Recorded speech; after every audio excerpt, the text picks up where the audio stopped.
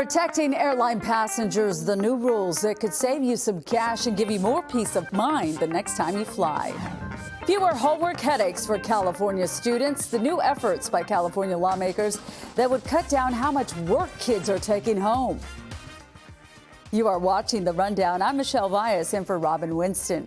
The Biden administration has announced new rules to protect airline passengers.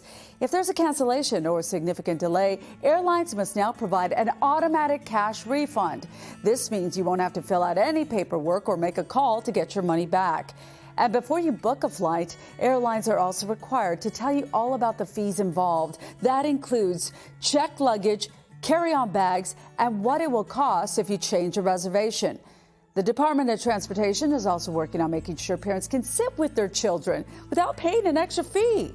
The government says only a few airlines have pledged not to charge parents that extra fee, and that includes American and Alaska Airlines.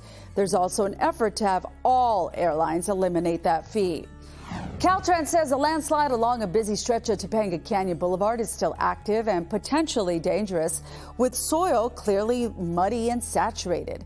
Caltrans says water continues to seep out of the ground after months of heavy rain in the area. Crews are working to clear debris for loaders, bulldozers, and excavators to begin clearing the slide in Topanga.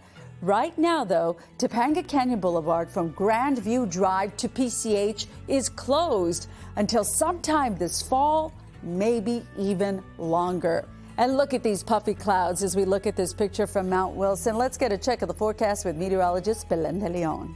Hi, everyone. Here are the 4 things to watch. We're going to continue to see that marine layer the rest of the week. That means low clouds, fog, and areas of drizzle, especially at the end of the week. The temperatures remain cool and below normal for this time of year. Meanwhile, our friends in the mountains and deserts have a wind advisory. That's where gusts could potentially reach speeds up to 50, 60 miles per hour. It's not until we get to the weekend when the weather gets warmer. Here's what I'm talking about. Look at the trend in Riverside. We're stuck in the 60s through Friday. Over the weekend, it'll feel like spring again with highs in the 70s, but careful what you wish for. Look at this warm up early next week. It's going to feel like summer with temperatures warming into the 80s. A GoFundMe account has now raised more than $20,000 for a woman murdered at the metro station in Studio City. The donations will be used to bury her in her home country of Nicaragua. Myrna Sosa was on her way home Monday from an overnight shift when she was attacked. Police say the 67-year-old was stabbed in the throat by a man who took her purse and then her life. Myrna's niece spoke for the first time and only to NBC4 about her beloved aunt. She would make anyone smile. She would bring food to the homeless people around the security lot that she worked at. The man in custody in connection with the attack has a criminal history, including a conviction for previously attacking a passenger on public transportation.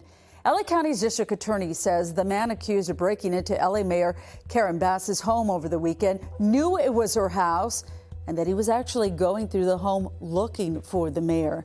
Gascon says the 29-year-old suspect, Ephraim Hunter, crashed through the back door of the home at around 6 o'clock Sunday morning. He then tried to get into several bedrooms, leaving blood behind on the doorknobs there. Somebody inside activated an alarm during the break-in, sending police to the scene. The mayor, her daughter, her son-in-law, and their young child were home at the time. They were not hurt. Hunter has a record, though, having served 7 years for robbery and assault in Massachusetts. If convicted, he faces more than 13 years in prison. Police have now linked 2 teenagers to at least 17 consecutive break-ins in Playa del Rey over the past weekend and 15 break-ins in Westchester last week, plus 60 more in the same area in January. You're talking a total of 90 break-ins. The co-founder of the neighborhood watch group Friends of the Jungle says while she's thankful for the LAPD's hard work, more needs to be done.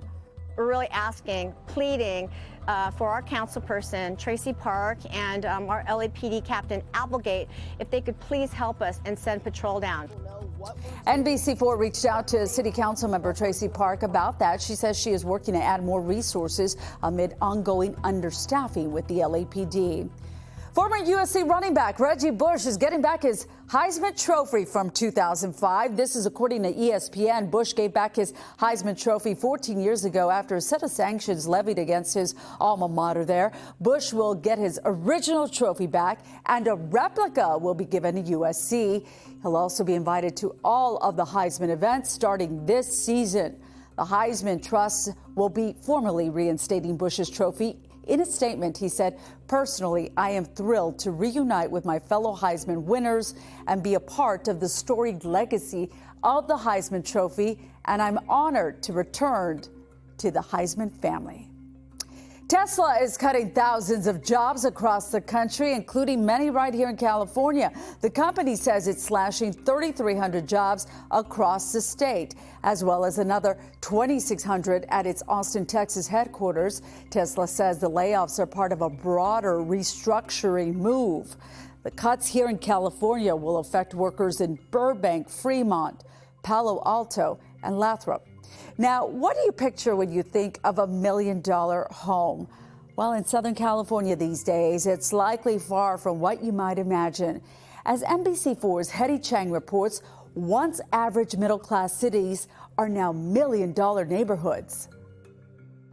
When it comes to house shopping, California dreaming is not what it used to be. It's very small. Just ask Peter and Christine Vong, who are looking to upgrade from their Aliso Viejo home.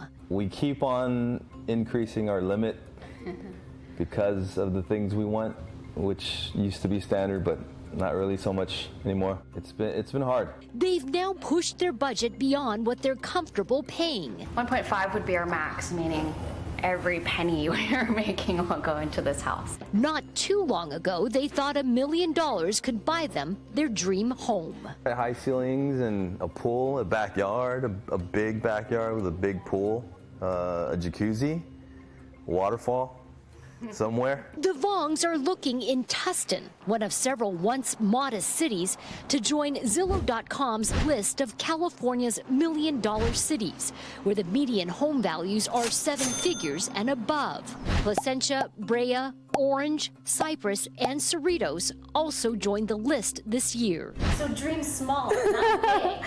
Yeah, we start crossing things off the checklist, and it's sad, but it's reality in Orange County. Orange County realtor Tina Tan says she's now having a hard time finding any single-family homes for less than $1 million in Tustin, which is where the Vongs want to live. Today, she's showing them this townhouse. We're looking at 2-bedroom, 2-bath, 1,300 square feet on a tri-level. Asking price, $925,000. The market right now is pretty crazy. Jordan Levine is the chief economist and senior vice president of the California Association of Realtors. He says inventory is lower than at the peak of the pandemic. One of the effects, the percentage of homeowners in California is now 10% behind the rest of the country. It's not just the kind of middle class that can't afford housing. In our most recent read, housing affordability was down in the teens, meaning that 85% roughly of Californians can't afford the typical home. The Vongs both have good corporate jobs. If they were to put 20% down on this Tustin townhome, their total monthly mortgage payment, plus property taxes and insurance, would top $6,200. That doesn't include a homeowners association fee of nearly $450 a month. You can make it work, right? But it's not what the American dream is, I don't think, where backyard, picket fence, front yard even. We don't have that here. There are signs California's housing market is slowly losing steam. The California Association of Realtors says home sales fell in March for the first time this year, but median home prices hit a 7-month high. I think growing up, at least, or when I was before, maybe around when I was an adult, I thought $1 million home meant you made it, right? That you are top of the top. The Vongs are not giving up on their California dream, at least not yet. I don't know where the end is, so I'm thinking we're in the beginning, maybe mid, but I'm still hopeful. In Tustin, Hetty Chang, NBC4 News. Lawmakers in Sacramento are discussing whether less homework could mean more happiness for students across California. The state assembly is taking up a bill that would require schools and teachers to give more thought of the type of homework they assign and how it affects students' mental health. According to a recent survey of 15,000 high schoolers, 45% say homework is a major source of stress, and more than half consider most assignments to be mere busy work. There are also signs that higher workloads affect how much sleep teens are getting and often do not lead to higher test scores. The bill would require schools to get input from teachers, parents, counselors, and social workers and students before they create brand new homework guidelines. Basketball superstar Caitlin Clark appears to be on the verge of making even more history. The Wall Street Journal and The Athletic both report that Clark is set to sign a record-breaking $28 million contract with Nike. It would be the richest sponsorship deal ever for a women's basketball player. Clark's deal would run for 8 years, and she'd get her own signature shoe. A tattoo parlor in Altadena is looking to change the way some parlors are seen and heard. At Junbug Tattoo, you will be welcomed with soothing music, sculptures, and a service dog. Owner Isabel Livingstone says the last thing you need in a tattoo parlor is overstimulation, and she's changing that one design at a time. A lot of shops you'll see like black walls. There will be a lot of people hanging out. There'll be a lot of really heavy music. It's really bright. It's really fresh and clean in here. What makes Junebug also special is the shop is mindful of those with sensory issues. Even the machines they use are quiet. The Mega Millions jackpot has climbed to $228 million. No one matched all 6 numbers in Tuesday night's drawing, but one lucky person did buy a ticket in Harbor City worth nearly $887,000. All they were missing was that mega number, and they could have won $202 million. The ticket was sold at a Chevron gas station on Vermont and Anaheim. The next drawing is on Friday. You can always get news and weather updates on the NBCLA app and at our website, NBCLA.com. See you next time on The Rundown.